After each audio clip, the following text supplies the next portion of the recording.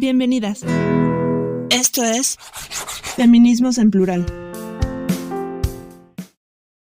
Bienvenidas, bienvenidos, bienvenides a nuestra tercera temporada. Ya, por fin vamos regresando después de... yo no sé cuánto nos aventamos de descansito, pero ya era hora de regresar. Y bueno, han pasado muchísimas cosas en estos meses, pero finalmente nos vamos a atrever, esa es la palabra, porque hemos estado postergando hablar de esto durante meses. Y es que nos cuesta un trabajo hacerlo con seriedad, hacerlo desde la honestidad, y es este derecho a decidir. Las mujeres abortamos, así de simple, así de sencillo, de tal manera que, así como nosotras tenemos hijos, así decidimos no tenerlos, y no tenerlos desde el aborto. No es ningún secreto.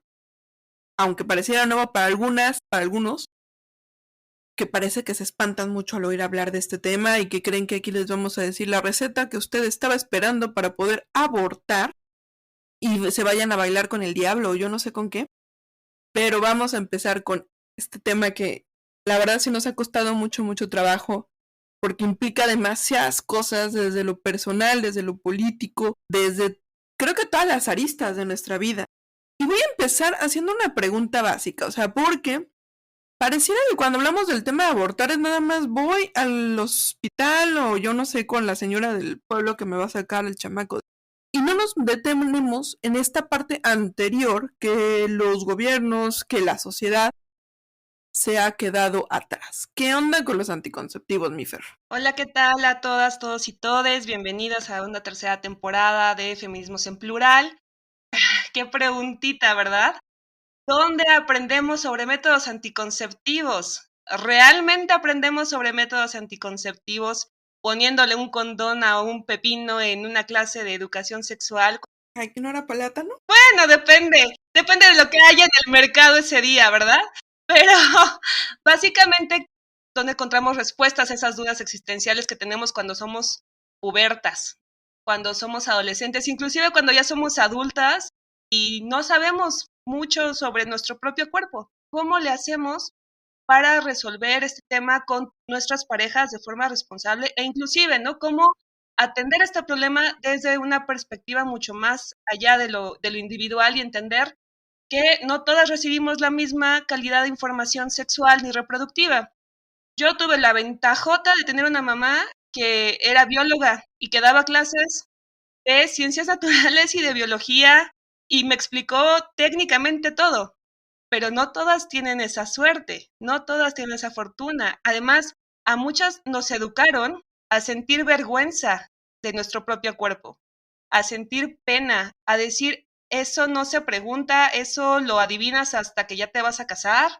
Vaya, hay mujeres que ni siquiera saben de dónde vienen los bebés hasta que ya se casan o hasta que ya tienen al sujeto encima de ellas y se dan cuenta de lo que está pasando y con miedo entran a la sexualidad, con miedo y con mucho temor de su propio cuerpo.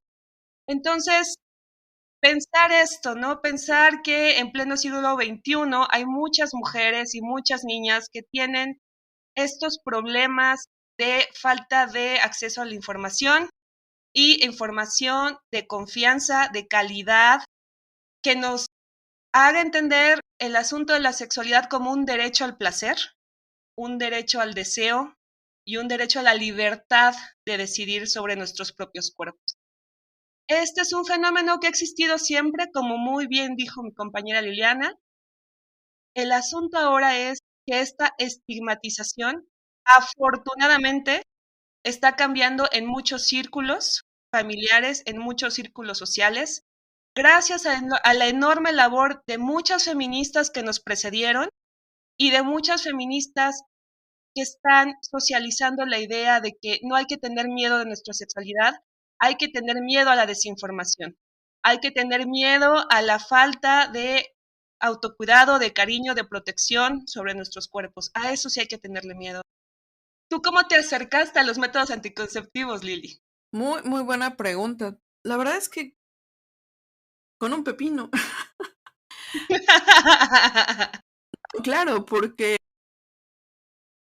esa es la forma que te educan, ¿no? O sea, cuando llega esa clase, y creo que ya hasta ya la retiraron ahorita de las primarias, yo no sé, donde hablan del condón y cómo se pone, que por cierto, habla todavía de una situación heteronormativa en la cual pues la relación es hombre-mujer, pero bueno, ese es otro tema. Claro. Pero hasta ahí, y también te dijeron, por cierto, hay unas cosas que se llaman pastillas anticonceptivas y te las dejan así como, por cierto, hay que preguntarle al doctor. Y fueron muy buenas para entender en la revolución sexual. Y se acabó. No te explican que hay efectos secundarios de las pastillas, no te explican que engordan, no te explican que pueden causar cáncer, no te explican que no es para todos los cuerpos, no te explican que los condones pueden ser incómodos, que se pueden romper, que te pueden ocasionar alergias, etc, etc, etc. Así te, así te acercas, ¿no? Con esta situación. Yo creo que más que alguien formal, es la amiga que te cuenta su macabra historia de que se le quedó el condón atorado. Su macabra historia de que ya le están saliendo bolitas por andarse metiendo pastillas anticonceptivas. Su macabra historia del dolor que le está causando el DIU. Y lo que no es macabro es estas historias que sea, bueno, pues es que mi doctora, mi ginecóloga me dijo que esto me hacía daño. Y así vas aprendiendo por una cadena de amigas que te van contando historia tras historia tras historia. Pero, y eso sí, es lo que tú venías diciendo, Fer. Hoy en día por lo menos tenemos ya, por fin, el tema se habla. Antes era un secreto. Una vez estaba escuchando estas críticas hacia Frida Kahlo sobre si era o no si era feminista, y bueno, eso es tema de otra historia.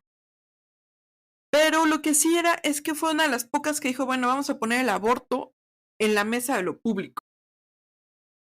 El aborto que es un tema privado, cuando es porque lo quiero hacer o cuando es que me pasa y no lo quiero hacer y pierdo un hijo y que es un drama, era algo de lo privado. Y ella lo puso en lo público. Pero lo que sí podemos decir ahorita es que por primera vez estamos hablándolo. Ya no es un tema que se habla así, a escondidas, como cuando te pasas las toallas sanitarias como si fuera narcomenudeo dentro de las escuelas. Ya lo estamos diciendo, ya no es así como que tan macabro andar diciendo, bueno, pues es que tenemos que hablar del aborto. Se habla y lo hablamos con diferentes formas de entenderlo, con diferentes formas de hacerlo. Ya se empieza a poner en tela de juicio. La pobreza es un factor a tomar en cuenta cuando hablamos del aborto. La edad de la chica es un factor a tener en cuenta cuando hablamos del aborto. La salud de la mujer es un asunto que tenemos que tener en cuenta cuando hablamos del aborto. Ya tenemos esas cosas que antes parecieran así como escondidas. Es que el Señor te mandó un hijo y se acabó. Una bendición. Una bendición, claro. Fíjate que pensando mucho en esto, igual y es nuestra perspectiva de mujeres que viven en la centralidad y en la urbanidad. Probablemente todavía hay muchas cuestiones en la ruralidad donde es muy difícil hablar de estos temas. Justo esa es la cuestión de fondo, ¿no? No todos ni todas recibimos la misma información, ni la misma educación, ni tenemos la misma confianza, ni referentes de confianza con los cuales hablar de sexualidad. Ojo ahí, mujeres que ya estamos maduras, mujeres que ya estén en el ocaso de la vida, hablen con mujeres más jóvenes. Todas pasamos por el terror de no saber a quién recurrir. Y la sororidad es parte de esto, ¿no? De que las mujeres más jóvenes que tú tengan esa confianza de acercarse a ti y preguntarte, oye, y a mí me pasó esto, ¿cómo le hago? ¿Y tú cómo le hiciste? Oye, me acabo de mudar de ciudad y no conozco aquí cómo está el sistema de salud. ¿Una ginecóloga que me recomiendes? Oye, ¿cuándo es la primera vez que tú como mujer fuiste a una ginecóloga? Yo me acuerdo perfecto y yo fui cuando ya había pasado mi primera vez y cuando yo ya estaba preocupada por los efectos secundarios de un anticonceptivo que no era idóneo para mi cuerpo. ¿Por qué tuve que esperar hasta ese momento para ir? ¿Por qué no fui antes? ¿Qué me inhibía a ir antes, a preguntar si podía ir antes? Inclusive aprovechar el sistema de salud público, ¿no? En cuanto a nuevos referentes, bueno, ahorita está muy de moda cierta serie que tiene que ver con educación sexual, que viene de Inglaterra, y esta facilidad con la que hablan y se nombran algunas cosas, ¿no? Ahora, pero en mi época, yo siendo hija de escuelas católicas, a mí me quedó muy marcada películas muy de nuestra época, Lili, perfumes de violetas, punto y aparte, este terror a ser una mala mujer, así, mala mujer, si decidías interrumpir un embarazo. La visibilización de este fenómeno social sin estigmatizarnos a nosotras es parte fundamental para entender de manera integral un fenómeno social, de salud, económico, moral, filosófico, científico, tiene muchas aristas, pero sobre todo es un asunto de derechos humanos. Bajo este paradigma de derechos humanos, tendremos nosotras la responsabilidad de seguir impulsando este tipo de agendas en lo público y en lo privado para poder entender las diferencias entre despenalizar y legalizar. ¿Cómo han cambiado estos discursos? Yo, por ejemplo, ahorita, como parte de mis investigaciones, he hecho una observación. El Día de las Madres, por ejemplo, lo tenemos muy romantizado. Estas enormes figuras del cine de oro mexicano, ¿no? De la madre abnegada y que Sí. el papel de una mujer en la sociedad es tal cual reproducirte y tener hijos, muy propio del siglo XX esa mentalidad, pero también muy propio todavía en el siglo XXI, desafortunadamente. ¿Cómo han cambiado la idea de ser madre desde esos años 40, 50 del cine de oro a la revolución sexual de los años 70, como bien mencionaste, Liliana, a los 90 con esta perspectiva de las mujeres también somos ciudadanas y también tenemos derecho a empezar a decidir, hasta llegar a estos cambios legislativos que se han dado en algunos congresos locales, desafortunadamente no en todos, pero que van dando muestra de lo atrasado que estamos como país en materia de derechos sexuales y reproductivos de las mujeres. Si uno le echa un clavado al sistema de información legislativa federal, encontrará que hay por lo menos desde el 97 hasta la fecha más de 50 iniciativas a favor y en contra del aborto, a favor y en contra de la interrupción legal del embarazo. Ojo, conceptos que son muy distintos porque entiendes una perspectiva y problematizas de forma distinta. Y desde los años 70, es más, me atrevería a decir, desde el primer Congreso Feminista en México, desde entonces se venía con esta apuesta. ¿Por qué no se ha avanzado? ¿Por qué no ha habido la voluntad política en este país para avanzar en esta agenda? ¿Por qué tenemos que ir a judicializar un fenómeno social ante la Suprema Corte de Justicia de la Nación, que afortunadamente se ha comportado a favor de las garantías individuales, a favor de los derechos de las mujeres y afortunadamente tiene esta perspectiva progresista y pro derechos humanos que ha permitido que en Ciudad de México, Oaxaca, Hidalgo, Sinaloa, Coahuila se esté avanzando de manera consistente en la despenalización y eventualmente legalización? Estas diferencias son muy importantes. Despenalizar implica quitar la sanción, quitar la pena. Legalizar es una perspectiva mucho más holística de lo que implica el derecho a decidir. Claro, fíjate, estaba recordando una vieja anécdota donde yo trabajé en cierta institución pública y un día llegó como a la puerta esta idea de tenemos que dar clases de educación sexual, ni siquiera educación sexual. Creo que era algo así como métodos anticonceptivos para niñas indígenas. Y ni siquiera hay una idea básica de quién debe dar esas pláticas, con perspectiva cultural, que tienen que ser acorde a una edad. Y me llegaron las historias macabras de doctores varones del sector salud que llegaban agrediendo a las chicas diciendo, y no abran las piernas, y pónganse estos condones. Y te quedas así de, no inventen. Esa es nuestra idea de tener una política sexual. Quiero aclarar que no estamos diciendo que una política sexual tiene que decir, a ver chicos, vayan a tener sexo cual locos y tengan aquí los condones, porque eso no es. Tiene que haber, como bien decíamos, Fer, una educación desde, bueno, qué me compro, qué no me compro para prevenir un embarazo no deseado y a partir de ahí, bueno, falló. ¿Por qué? Porque fallan, no existen métodos que sean 100% adecuados. Infalibles.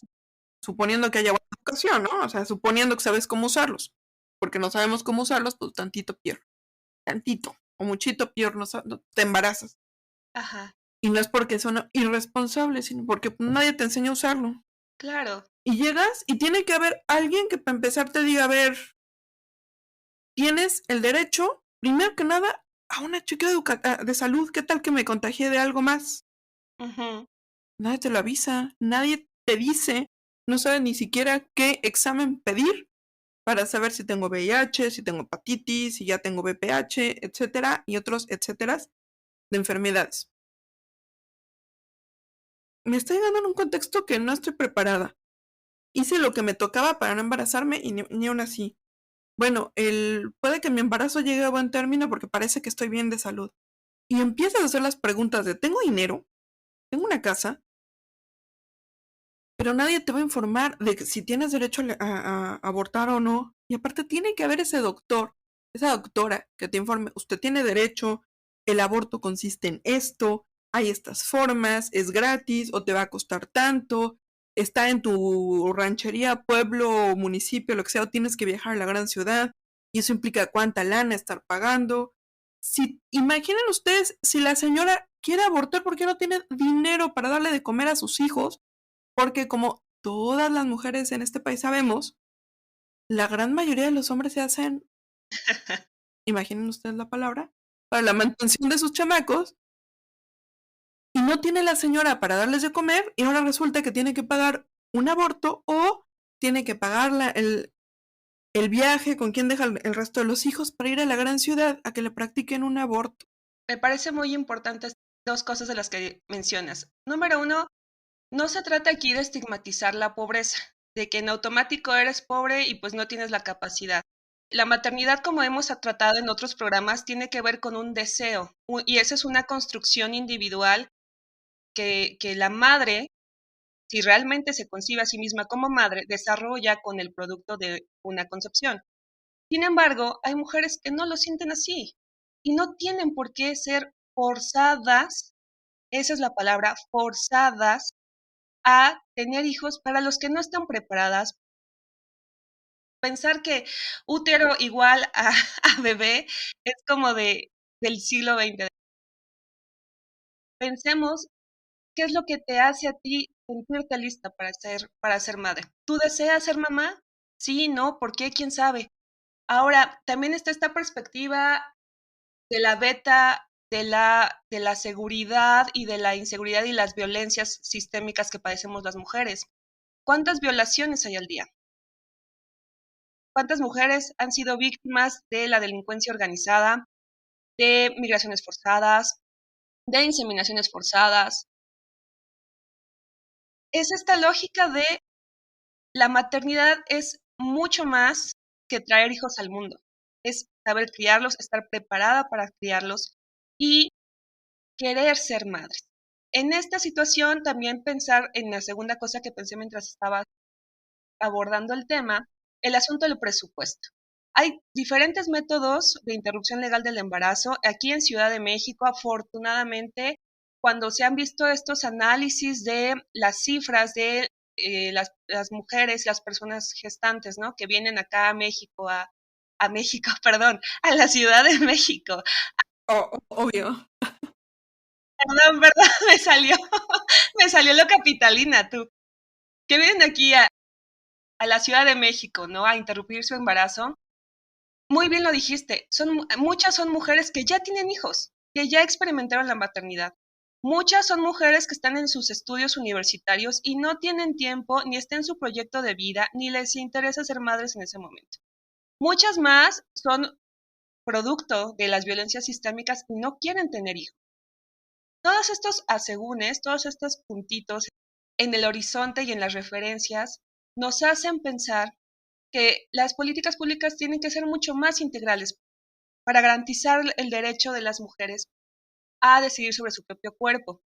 Cuando hablamos de educación sexual, no solamente hay que hablar de cómo funciona la cuestión del coito heterosexual, como bien lo mencionas, amiga, el autoerotismo, la importancia de conocer cómo funciona tu cuerpo, cómo identificar cuando algo no está funcionando bien, cuando una hormona está produciéndose de más, cuando hay cosas como el síndrome de ovario poliquístico, cuando hay cosas como un crecimiento precoz. Una simple infección vaginal. Claro, o sea, las más comunes, ¿no? Las candidiasis, por ejemplo. Si usé una tanga porque me sentía muy sexy ese día y después leggings y cosas así como que no te dejan respirar muy bien allá abajo, híjole, pues entonces, ¿qué está pasando ahí? ¿Por qué no estamos hablando de ese tipo de cosas? ¿Cómo funciona la menstruación? ¿Cómo funciona? Inclusive muchas mujeres todavía siguen usando el ritmo como método anticonceptivo. ¿Qué tan exacto es ese método anticonceptivo? Inclusive las nuevas generaciones que ya tienen otro tipo de anticonceptivos, por ejemplo, parche, el aro, El implante, claro. la importancia de ver este abanico y saber pros y contras de cada uno de los efectos secundarios de este tipo de anticonceptivos y sobre todo también educar a los hombres. También es muy importante eso. Chicas, chicos, si son pareja y si son pareja ocasional, pareja sexual nada más, condoncito siempre, sirven para muchas cosas, además de que evitan o disminuye el riesgo de contagio de enfermedades de transmisión sexual. Es una forma de demostrar cariño, aprecio y amor a la persona con la que estás. Sí, esa palabra también es importante porque el deseo tiene que ver, sí, con que está muy guapo la chava, está muy guapo el chavo, pero sobre todo con el deseo de compartir tu cuerpo, tu ser, tu esencia con otra persona de manera responsable y digna, sobre todo esa parte, ¿no? La dignidad de las personas. En ese sentido, el movimiento feminista de la cuarta ola es un movimiento global, es un movimiento horizontal. Por principio no hay una sola mujer que piense exactamente igual que la otra. Entonces, cuando llega esta marea verde a México y se populariza el uso del pañuelo verde, cuando todas empezamos a cantar educación sexual para decidir, anticonceptivos para no abortar, aborto legal para no morir, estamos hablando y reconociendo un fenómeno social. Y el fenómeno social es que todas abortamos, todas necesitamos educación sexual, todas necesitamos anticonceptivos y todas necesitamos derechos humanos que nos garanticen nuestro derecho al disfrute de nuestra sexualidad y el disfrute a nuestro cuerpo. Entender también cómo vamos en el debate público al respecto, qué hemos avanzado y en qué hemos retrocedido al respecto. ¿Tú cómo ves esto a nivel región, amiga? Híjole, es que está bien duro, porque cuando empezamos a ganar batallas en la región, y cuando hablo de la región, voy a ser muy clara que estoy hablando de Latinoamérica y España. Es más o menos esta región hispanohablante que tenemos cierta comunicación. En otras regiones están hablando y tienen otras prioridades en el movimiento feminista. Pero aquí, la idea está compleja porque pareciera que empezamos a ganar algunas batallas, como el empezar a hablar del aborto, y así como ganamos esa batalla, llegan países, sobre todo de Centroamérica, a penalizar hasta el aborto en caso, por ejemplo, de que se corra peligro la vida de las mujeres, que sea sea producto de una violación. El caso del Salvador, por ejemplo, ¿no? El Salvador. Y por cada paso que damos, ahí viene otro golpe. Y a veces la batalla está en lo legal, ¿no? Y a veces que la batalla sí es con la cuerpa. No me dejarás mentir, pero o sea, ese miedo de poner a los hombres más fuertes, más robustos, más agresivos a hacer valla en aquella marcha por la despenalización del aborto y la legalización del aborto en apoyo a las compañeras de Argentina, sí fue un claro mensaje de agresión en su momento aquí en la Ciudad de México. Claro. Y hay un ataque constante hacia el movimiento. Por cada paso que damos hacia adelante viene otro que golpea más duro para irlo para atrás, ¿no? O sea, De parte de la reacción conservadora, ¿no? claro, o sea, tenemos así como se despenalizó el tema en Coahuila, creo que fue el cardenal ya no me acuerdo qué ciudad de Coahuila, que venía a decir que preferíamos las mujeres muertas. Ujú. No, en los propios 2000 tempranos, ¿no? Así como se despenalizó aquí en Ciudad de México, cerca de 19 estados de la República generaron legislación en contra de la expansión de los derechos sexuales y reproductivos de las mujeres. Ojo ahí, ¿eh? Alianzas PRI-PAN fueron muy fuertes en el pasado, pero actualmente en estados donde hay mayorías de Morena, no es no es garantía de que un partido, entre comillas, de izquierda vaya a votar a favor de la despenalización, ¿eh? Ha sido trabajo de feministas institucionales de diferentes partidos lograr cada voto. No es un derecho que lo ganó un partido X o el partido Y, Exactamente. o que también lo tumbó el partido X o lo tumbó partido Y. O sea, hay aliadas en todos ellos, ¿eh? Y también hay enemigos. Pero sí, o sea, la región, ¿eh? Adversarios. A mí es que justo ahorita me acordé, hace como 2 semanas pasé por la Suprema Corte de Justicia de la Nación y estaban las señoras providas hincadas, rezando, respetable su forma de protestar, pero a mí me parece que cuando no hay argumentos sólidos en la mesa, la cuestión es recordar siempre que vivimos o aspiramos a vivir en un estado laico. Y en ese sentido tenemos que pensar fenómenos como la objeción de conciencia. No es lo mismo tener objeción de conciencia tú como personal de salud en una institución pública, en una ciudad donde tienen mucha oferta o diferentes clases de oferta y diferentes presupuestos para ingresar a esas ofertas de salud, a ser objetor de conciencia en una ranchería donde tú eres el único médico o tú eres la única enfermera. Piensa siempre que tu deber, y eso viene en el juramento, Hipocrático. ¿cuál es tu deber como funcionario público para atender este tipo de situaciones y sobre todo poner la vida de tu paciente vivo, tu paciente que es persona y tu paciente tiene derechos consagrados por la Constitución, ponerlos encima de un conjunto de células y de cualquier otro tipo de formas de entender la vida antes de nacer?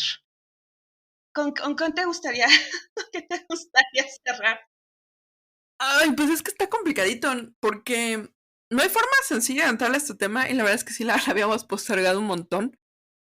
Porque no es sencillo, no es sencillo y creo que cuando nosotros hablemos del tema de aborto, hay una parte, la verdad, para mí, yo, Liliana, que me encanta, que es esta romantización del movimiento de Marea Verde, pero hay una serie de complicaciones que hay que siempre tener en cuenta, que es que hay una dimensión de un movimiento social, de un movimiento político, de una cuestión de políticas públicas, es una cuestión muy, muy, muy integral que va más allá del aborto. Yo creo que el aborto ya es como lo más icónico de una lucha por los derechos sexuales y reproductivos de las mujeres, pero la verdad esto va muchísimo más allá.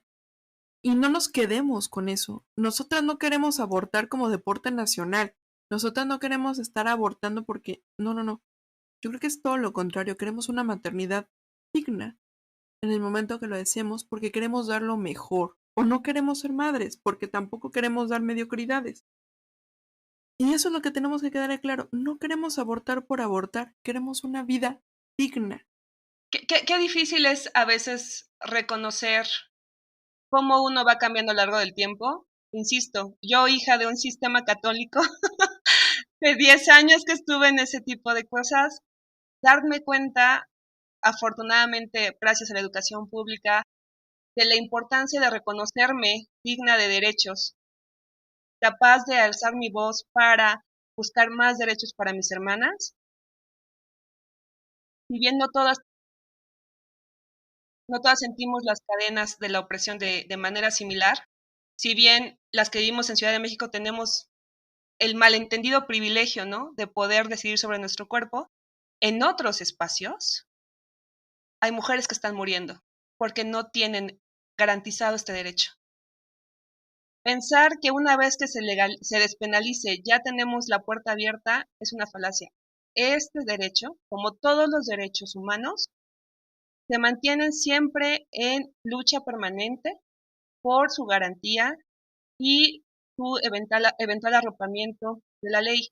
Si bien las mujeres han abortado, abortan y seguiremos abortando, con o sin permiso de papá Estado, legalizar el derecho a decidir abre una puerta para obligar a ese Estado a cuidarnos de manera integral como seres humanos que somos y como mujeres que merecemos vivir con dignidad.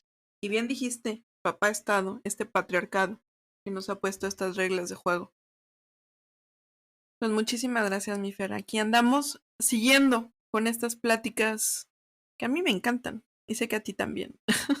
Nos apasionamos un poco, pero es que de verdad este tema nos encanta a ambas porque, híjole, ¿cuántas veces no hemos salido a marchar? Muchas. Bueno, tú lo has hecho hasta en otras latitudes con tu pañuelo verde y no es el pañuelo lo que nos significa, es sabernos Acompañadas. deseosas y acompañadas de acompañar a otras y que esta lucha es a favor de todas. Muchísimas gracias, Fer, y hasta la próxima en este bendito programa de Feminismos en Plural.